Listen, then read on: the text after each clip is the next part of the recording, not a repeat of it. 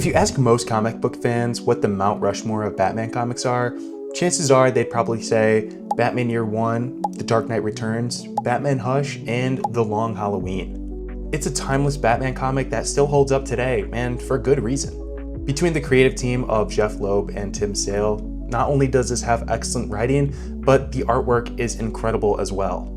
It's a 13-issue story that spans over the course of a year as a mysterious killer murders all their victims on holidays.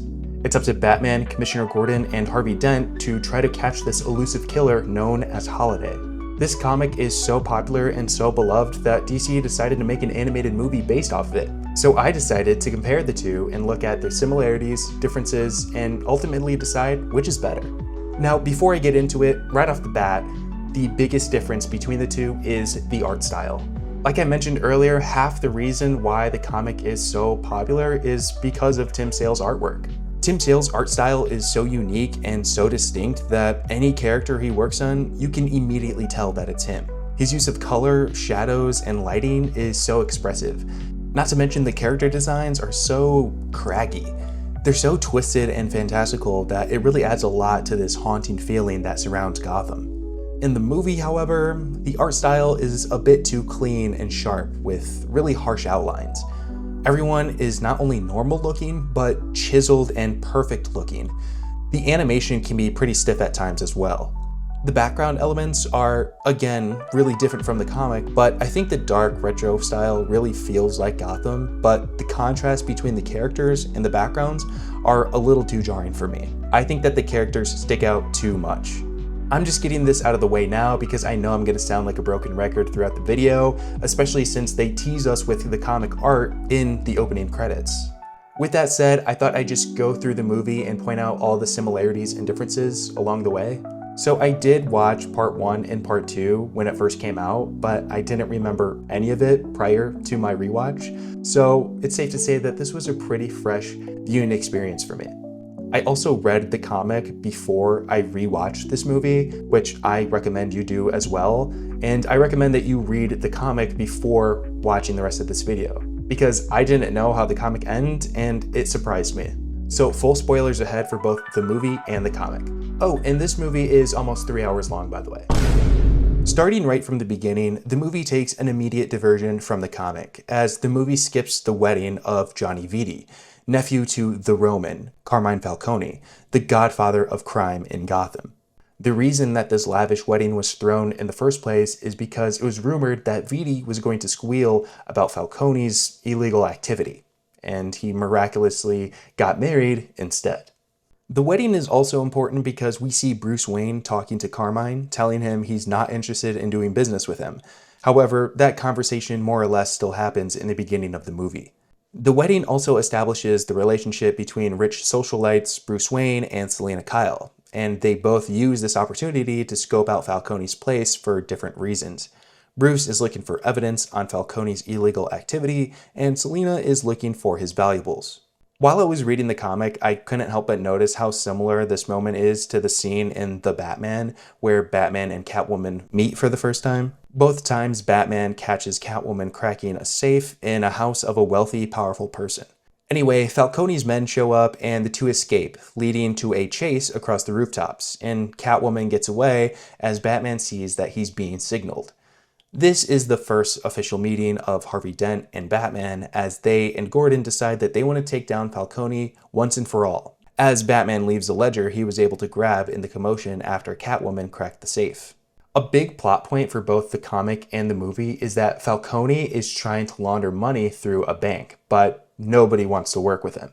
Hence the conversation that he and Bruce had earlier. There's a character named Richard Daniel who works for Wayne Enterprises who's been encouraged by Falcone to persuade Bruce into letting Falcone Imports be a client with them.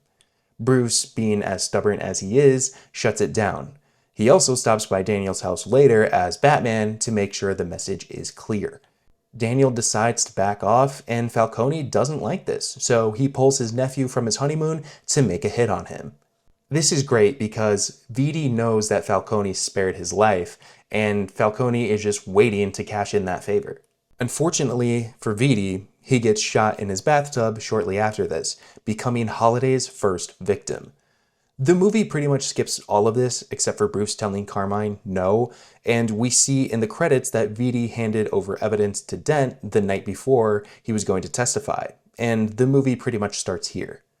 We then get an added scene about Bruce and Alfred talking about trick-or-treaters, and then we get a look at Commissioner Gordon's home life, which is a bit different than the comic. The comic shows him, his wife Barbara, and a newborn son, James. In the movie, we see James Gordon's wife, Barbara, his daughter, Barbara, and his son, James. Yes, James and Barbara Gordon have 2 kids named James and Barbara. Huh? That's so weird, and I've always thought that's weird. But this is still accurate to most comic continuities. Barbara Gordon, of course, grows up to be Batgirl, and James Jr. grows up to be a serial killer. So, yeah, that's fun. By the way, the original comic ran from 1996 to 1997, and the movie first came out in 2021. So I feel like there are some changes that the movie makes to make it closer to more current continuities. Anyway, they are all getting ready to go trick-or-treating until the phone rings. They all know what this means. Gordon is getting called in. There's a similar moment in the comic where Gordon asks his wife to get the phone as she says she already knows it's for him because no one ever calls her. He gets called in for the murder of the first victim, Johnny Vitti, who was murdered in a bathtub with a .22 caliber pistol, which had the serial number scratched off, a wrapped handle, and a baby bottle top as a silencer. This will be the murder weapon for each subsequent victim. Along with the murder weapon being left at the scene of the crime is a jack-o'-lantern. We then see what home life is like for Harvey Dent and his wife, Gilda, and in the movie, her characterization is really weird, for reasons we'll talk about again later, but she seems really spacey and dissociative, whereas in the comic, she's just more of a concerned housewife. Throughout the comic, it really shows just how hard being Commissioner and DA are, as they are almost never home. This is a motif that is really explored in the movie as well. The next scene is pretty much a combination of the moment in the comic when the 3 Gotham saviors all meet for the first time, and the second time they meet after the murder of Vitti. Batman sees that they're being watched and chases Catwoman, for the first time in the movie, but the second time in the comic. In the comic, it's not even really a chase. He just kind of pulls up on her and starts questioning her, but in the movie, it's a long, drawn-out chase scene, both ending in the same result. Her telling Batman where Falcone is keeping all of his laundered cash that he can't move through a bank. The only difference is that in the comic, Catwoman just tells Batman where the location is, and he and Dent check it out together, whereas in the movie, Dent tracks them with a bat tracker Batman gave him somewhere on the roof, and Catwoman is a part of this whole scene. Batman also doesn't give Dent his soon-to-be infamous coin in the comic. Dent gets that much later in the story and gets the coin after visiting his father. You know, if we were any other men... We're not. Anyway, Dent returns home and his house explodes, presumably killing him and Gilda. This is the end of issue 1. The next scene starts with Batman driving through Gotham chasing someone down. He runs the suspect down and corners him in an alley in Chinatown. I thought you didn't hurt people!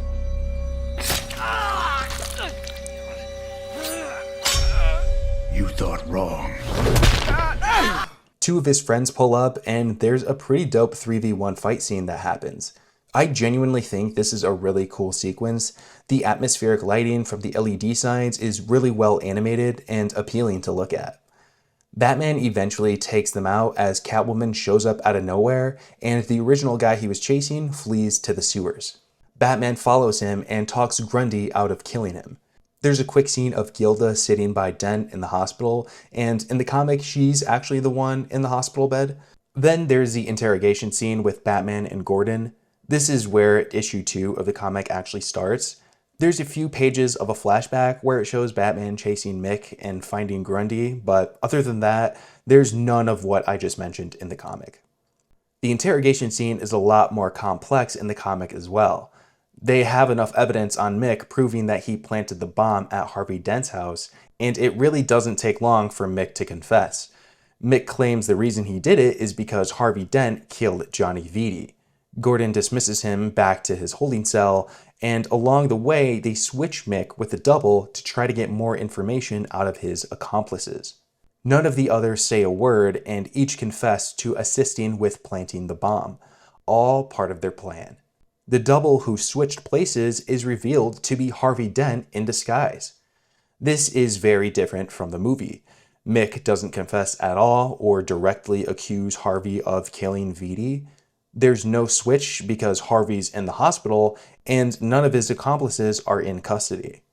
In both versions, the suspects are released as they almost immediately make bail. Right after this, there's a scene where Carmine is showing his son, Alberto, a recipe while he's preparing Thanksgiving dinner. And they end up getting into a fight because Alberto sent flowers to Dent on behalf of the Falcone family.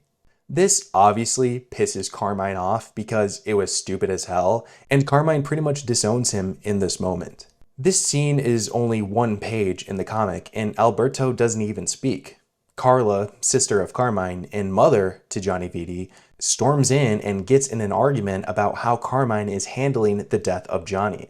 After this, there's a scene where Dent escapes from the hospital and just stands menacingly outside Falcone's stronghold. Commissioner Gordon finds him on his way home and gives a clearly mentally unwell person a gun for protection. This is also the first big sign of Dent's dark side coming out, which is portrayed a lot more subtly in the comic. It then shows the Falcone family toasting during dinner and then cuts to Mickey and the San Hu Hui, who I didn't mention earlier replaced the Irish family from the comic. Gordon gets home late to find Thanksgiving dinner wrapped up for him, and Batman leaves a plate for Grundy, but in the comic they don't show Selina or Alfred preparing the dinner he stole from. Then Holiday strikes again by killing Mickey and his gangster family, and once again leaves the murder weapon and a holiday decoration behind. But the movie shows us a glimpse of what Holiday looks like, which I feel takes a lot away of the mystique of who Holiday could be. This is a huge part of the comic, because throughout most of it, you have no idea who it could be, because there's so many people that it could be. Also, the only people who see Holiday end up being their victims. In the comic, Holiday is never shown, and this is something that the movie will continue not to do. By this point in the story, the public is aware of this mysterious killer and have named them Holiday. Batman and Gordon head to Arkham to question another known serial killer who is obsessed with killing people on holidays, Calendar Man. And this is what I'm talking about when I say that they made all the characters look perfect, because why do they make Calendar Man, who looks like an old egg in the comic, look like handsome Squidward in the movie? Hell no, man. What the fuck, man? Get your ass. What the fuck? Anyway, they try to question Calendar Man for some insight on this holiday killer, and he can't give them a straight answer. Then they realize that one of the inmates is missing. Joker. In the comic, the third issue starts with a few pages of Joker literally stealing presents from families on Christmas morning, and Batman and Gordon know this on their way to see Calendar Man, but I digress. Joker's objective is to find Holiday and kill him, because according to him, there can only be one homicidal maniac in Gotham, and that's him. So he pays a visit to Harvey Dent's house, then to Salvatore Maroni, head of the second biggest crime family in Gotham, and Falcone's #1 rival. Maroni has been a main suspect of Holiday since Halloween, and Joker knows this. I like this version of Joker because he's playing detective trying to figure out who Holiday is, and we don't ever really see that side of him. He ambushes Maroni to get some info by poisoning the food at the restaurant. The movie skips this interaction entirely, and we just see Batman arrive as Maroni is leaving. He doesn't give Batman much and blames him for all these freaks after his appearance, which is something similar to what Gordon says to him earlier in the comic. Joker then goes to visit Carmine in his penthouse bedroom to try to get info on Holiday. As he's leaving, he flees Carmine's right hand, Milos, who is physically a lot smaller in the comic, but as the Joker escapes, Milos is killed by Holiday. End of issue 3. New Year's Eve on Carmine's yacht is shown to be this exclusive charity party that's really not important to the comic at all, but there's so much that happens on this yacht in the movie. Carmine makes a toast to the son he never had, Bruce Wayne. Selina breaks up with Bruce because it's not working and they're two different people. I feel like whatever this is, whatever we've tried to be to one another, is unraveling. Huh? And we both know why. We've never spoken of it, but the truth is that you and I are two different people. It was fun to try, but I don't think we're ever going to be able to put it all together. I guess we're just not cut out for it. Whatever this is. Was. Even though there aren't any scenes prior to this that suggest that they are not a good fit, in fact, this is the first time in the entire movie that Bruce and Selina are shown together outside of wearing masks. Alberto opens up to Selina about how he hates his family and then makes a move on her. This scene is really weird because one minute you have some sympathy for him as he's describing how he's never fit into his family and has always felt like an outsider. And then the next minute he goes all r/nice guys on Selina and tries to kiss her because she's hot and she listened to him. Very weird. Also, Selina calls Batman Bruce right in front of Alberto. Bruce! Wait, Bruce? Wayne? What the fuck, Selina? This whole yacht part is only a few pages in the comic, and the significance is that Carmine realizes that he's no closer to figuring out who Holiday is, and he can't trust anyone who's on this boat tonight. The only thing that actually happens in both the movie and the comic is that Holiday kills Alberto. However, in the comic, Carla is the only witness to Alberto's murder. Remember how Alberto dies, because they show it in detail and it will be important to discuss later. Most of this issue in the comic is Batman trying to stop Joker from killing all of the citizens in Gotham Square, celebrating the ball drop, in an attempt to kill Holiday because if Joker kills as many people as possible, in his mind, that gives him a bigger chance at taking out Holiday in the process. This is a pretty good action scene in the movie, and Troy Baker's Joker is incredible, but there is such a dumb moment that is so contrived it makes no sense. As the Joker and Batman are fighting, Joker says, Oh, you adorable fool. Don't you know by now? I'm just like you. We both love a good puzzle. and this hits Batman hard for some reason, that Alberto is Holiday because he likes crossword puzzles. There's just a lot of added scenes in this part of the movie that I don't really care to go over. So, moving on. For some reason, Bruce Wayne shows up to Alberto's funeral, and Carmine tries to talk him into working with him again, like at the start of the movie. Bruce again says no, and then it's revealed that Carmine has hired Poison Ivy to persuade him. In the comic, this scene takes place during Valentine's Day, as a hooded figure, who is Poison Ivy, hands Bruce a rose while he's out with Selina, that will control him. Either way, this is Carmine's last attempt to get Bruce to work with him by hiring Poison Ivy to control Bruce into helping him launder money through Wayne Enterprises. I can't resist you.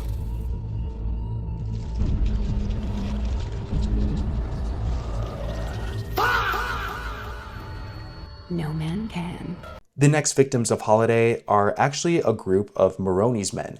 This really shakes things up because this is the first time where the victims aren't connected to Falcone. Maroni was one of the lead suspects because he's Carmine's #1 rival. This movie just kind of skips over Valentine's Day, St. Patrick's Day, and April Fool's Day, which are each their own issue in the comic. So here are all the important details that this movie just skips over. Carmine gets his daughter Sophia out of prison because he can't trust anyone else and he really needs her help. Mind-controlled Bruce has been making public appearances and approving wire transfers on Carmine's behalf. Selina notices that he's not himself and sees that he's under the control of Poison Ivy. Harvey got some info that there might be a connection with Bruce Wayne and Falcone from a character who is not in the movie at all, named Vernon Fields. Vernon is a meek character who's an assistant to Harvey Dent, but he's actually an informant to Maroni. Sophia goes to talk to her Aunt Carla, who is shown practicing shooting a .22 caliber pistol with the serial number scratched off to see if she wants in on the hit against Maroni on St. Patrick's Day, but Holiday beats them to it. Catwoman frees Bruce from Ivy's mind control, who has basically made Wayne Manor into her stronghold, which we see in the movie as well. The only difference is, in the movie, Bruce has been controlled for months, whereas in the comic, it only seems like a few weeks at most. The April Fool's issue is one of, if not my favorite issue from the entire comic. Carmine has hired the Riddler to figure out who Holiday is, and the comic switches between Batman and Riddler explaining all the possible suspects up until this point. I love it because, one, Carmine is getting so desperate, he's totally rationalizing hiring these freaks to help him figure out who Holiday is. And two, there are so many suspects and motives. The comic does such a great job of laying out all the info that we know about Holiday thus far. Could it be Catwoman? The murder weapon is lightweight. Batman has spotted her every time he's looking into Falcone. She has some sort of connection to him that we don't know about. Not to mention the bounty that's put on her head from her and Batman cracking Falcone's safe. Could the best defense be a good offense? Could it be Maroni? He's Falcone's #1 rival and he wants to weaken the family. And he also was on Falcone's yacht on New Year's. Could it be Carla? Killing her own son who was going to testify against the family? Did she really kill her own son to protect her name? Did her guilt then lead to rage, which caused a killing spree? She was also the only witness to Alberto's death. Could it be Calendar Man? His MO is killing people on holidays. Could he be escaping Arkham to commit these murders? He's been toying with Batman and Gordon this whole time. He also wouldn't be the first to escape Arkham either. Or could it be Harvey Dent? Trying to do things by the books for years, nearly getting Vitti to testify against Falcone just for him to go back on his word. Also, there have been a few subtle hints throughout the comic that suggest Harvey's growing dark side and heartlessness for criminals. It could truly be anyone because the comic doesn't show Holiday, unlike the movie. The comic ends with Carmine kicking Riddler out because he can't give him a straight answer. He's thrown into the alley and then sees Holiday. They fire off the same weapon used at all the other crimes, except at this time, they don't kill their victim. Happy April Fool's Day, Riddler. Now, this is where the comic and the movie start to realign again, as it's Mother's Day. Scarecrow breaks out of Arkham and gasses Batman, causing him to see hallucinations about his mother. He ends up in Crime Alley where his parents were killed, and once again, Catwoman shows up out of nowhere to help Batman get home safely. In the comic, Bruce Wayne runs frantically through Gotham as Gordon tries to question him, and he finally rests at his mother's grave. It's implied that his grief and it being Mother's Day is why Bruce was so frantic and distressed. Holiday's victim this time around is the gun supplier who has been custom making Holiday's weapons, implying that Holiday is trying to cover their tracks. The Father's Day issue starts with a flashback to when Thomas Wayne saved Carmine's life. This scene plays out mostly the same, except young Bruce and Carmine have a conversation, and Carmine gives him a trick coin. The same trick coin Batman gave to Harvey when they burned down Carmine's stockpile of cash. This conversation never happens in the comic. The comic continues with a brief moment of Alfred on the stand to testify on the behalf of Bruce, getting questioned on the relationship between the Wayne family and the Falcone family. Alfred basically dog-walks Harvey in the most Alfred way possible. This trial doesn't happen at all in the movie, but it's pretty much replaced with a house visit from Gordon and Harvey. These are the names and addresses for those who can account for Master Wayne's whereabouts on the night in question. A lot of names on here. Must have been quite a night. Yes, well, a man was murdered. Let us hope your respective offices can deliver for him the justice still denied Thomas and Martha Wayne. Sophia gives Carmine a gift for Father's Day and he dismisses her.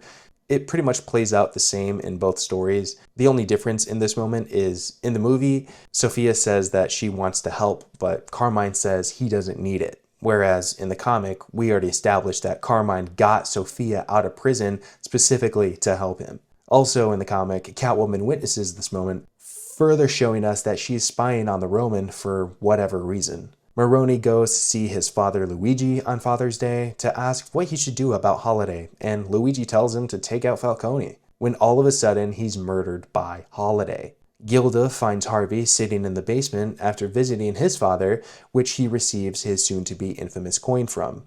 Like I said earlier, this doesn't happen in the movie. Bruce reflects on his father saving Carmine's life and wonders how many people would still be alive that died at the hands of Carmine if his father never helped him, which is a really great moment between Bruce and Alfred, pointing out the similarities between father and son.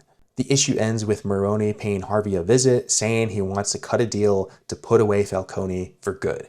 Independence Day is another holiday that the movie strays away from the comic. In the movie, Carmine hires this hitman to attack Harvey at the pier. Catwoman shows up, again, out of nowhere, to help fight this guy, and it ultimately ends with Harvey regaining his consciousness, having seemingly killed the hitman as Holiday, and flees the scene. This is also the first time where Harvey's dark side personifies itself. As this is happening, Scarecrow is on the loose, and Batman is there to put a stop to it, but then gets sucker punched by the Mad Hatter? Hey, yo, what the fuck? What? This moment also makes no sense because Batman is at least 6 feet tall and the Mad Hatter is like 3. So even if he jumped as high as he could, there's no way he could possibly reach Batman's head. Batman would never get physically bested by Mad Hatter. The walrus and the carpenter were walking close in hand. They wept like anything to see such quantities of sand. If 7 maids with 7 mops swept it for half a year, do you suppose, the walrus said, that they could get it clear? I doubt it. Anyway, he wakes up and just wrecks Scarecrow and Mad Hatter. This is wildly different from the comic. Holiday's victim is actually the coroner who pronounced Alberto Falcone dead a few issues prior. Scarecrow and Mad Hatter are using fireworks to gas civilians as a distraction while they rob a bank. They also were hired by Falcone to do this, once again showing us that he's resorting to using these freaks to do his jobs for him. Batman doesn't get bested by them, and Catwoman shows up to kick some butt too. Going back to the movie, Harvey and Gilda are fighting again as Batman is in the basement looking for some clues, as at this point, in both the comic and the movie, Batman suspects Harvey to be Holiday. He notices a pennant of Oxford and a .22 caliber pistol, then it cuts to the courthouse. But in the comic, Gilda finds the pistol in the basement and Harvey tells her it's just evidence. Then Batman crashes a bar looking for Riddler. The barkeep doesn't take him seriously at first, and then Batman shows him his mistake. The Riddler is drunk as Batman tries to question him because he's the only one who's seen Holiday and wonders why Holiday let Riddler live. Riddler doesn't appear at all in the movie. Maroni gets ready to testify in court, and Vernon slips him something for his ulcer before he enters the courthouse. From here, this moment more or less plays out the same in the comic. The only major difference is that in the movie, Harvey is very disoriented. The whole incident with the hitman was designed to provoke him and has awakened his other personality. In the comic, Harvey is as collected as ever until Maroni double-crosses him. The whole point was to get Maroni to talk about Falcone to put him away, but instead, Maroni, under oath, says Falcone is a saint. I hear Frankie Gazzo and his brother Lenny tossed their bodies in the Gotham River. Lots of wise guys you're looking for are in there. Maybe that's why I got an ulcer. You know, from drinking the water. And didn't you commit these murders and felonies under direct orders from Carmine the Roman Falcone? Felonies? Nah. Guy's a saint. As this is happening, Batman calls Gordon to the roof to present the weapons he found in Harvey's basement, whereas in the comic, Bruce is disguised in the courthouse. Maroni splashes Harvey in the face with acid, creating the birth of Two-Face.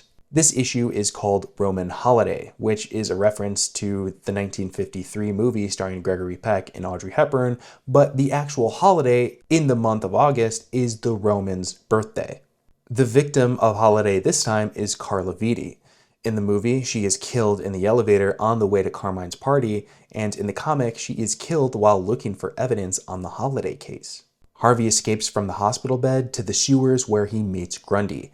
Batman is trying to find him, so he goes to Carmine for answers, where Catwoman, yet again, shows up. Batman's had enough and wonders why she's obsessed with Falcone. In the comic, she doesn't give him a straight answer, but in the movie, she does.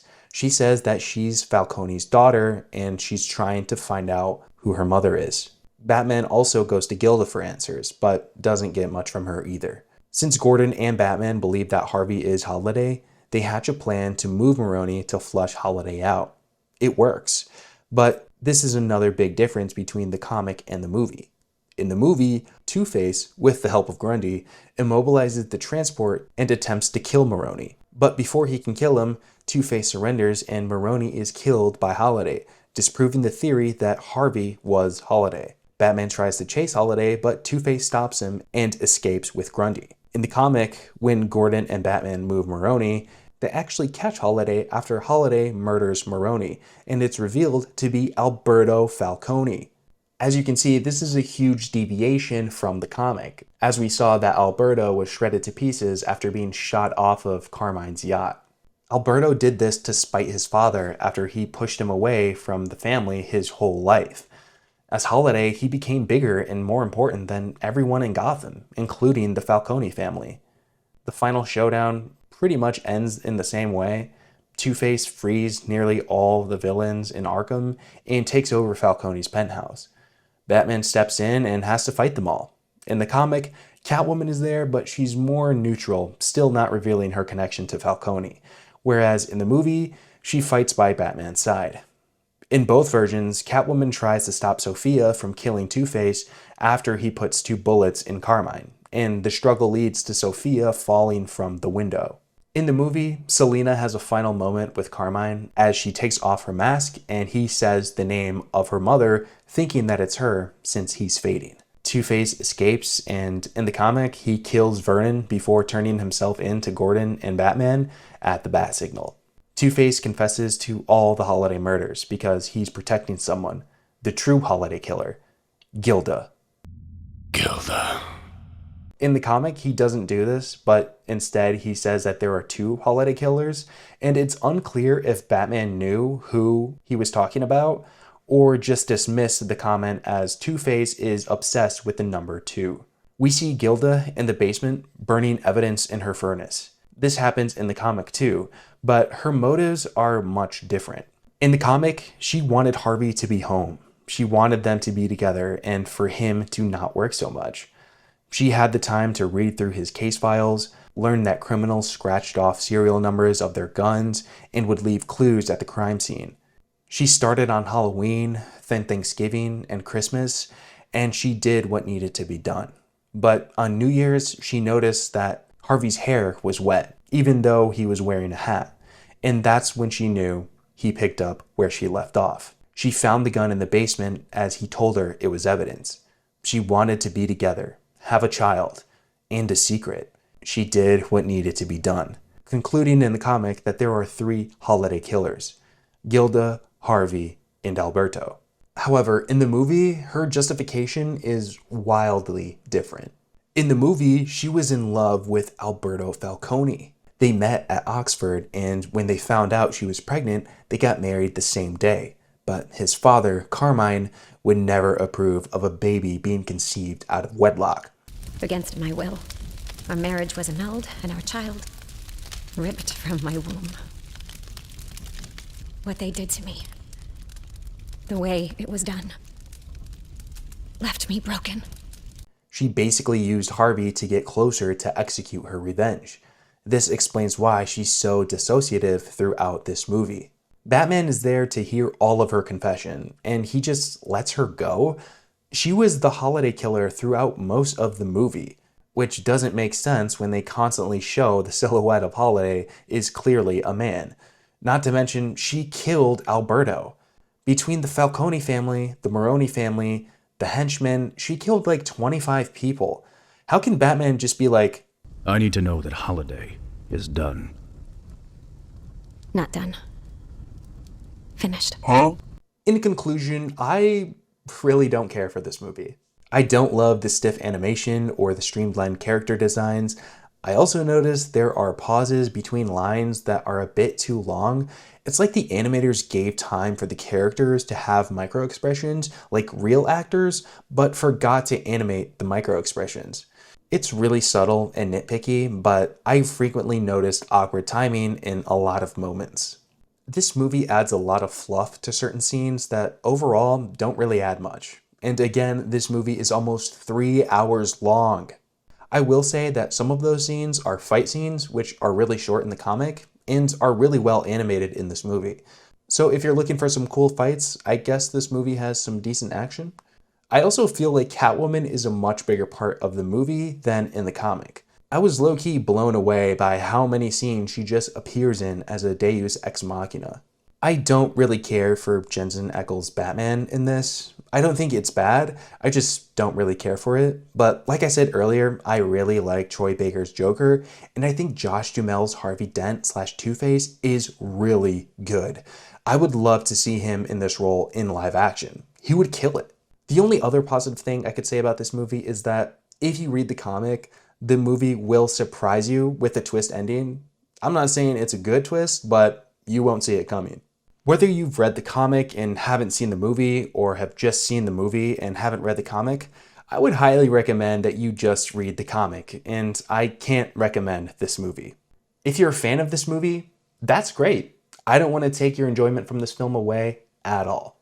But I would love to know why you love this movie in the comments below. Also, I'm sure there are some details that I missed during this comparison video, so if there are, please let me know in the comments also. If you enjoyed this video, I would really appreciate you hitting the like button. This video took me so long to make, it's crazy. And be sure to subscribe so you don't miss my next video. Thank you so much for watching, and I'll see you in the next one.